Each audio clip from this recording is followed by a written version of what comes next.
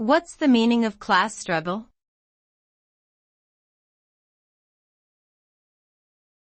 Class struggle.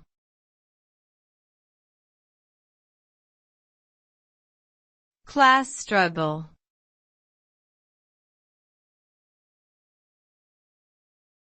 Class struggle.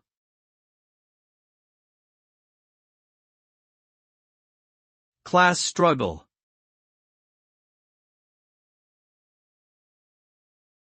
Class struggle refers to the conflict between social classes in society, typically between the working class and the ruling class or bourgeoisie.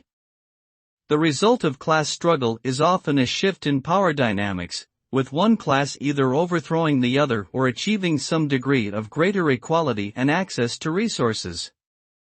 This struggle can manifest in various forms, including economic inequality, political tension, and social unrest.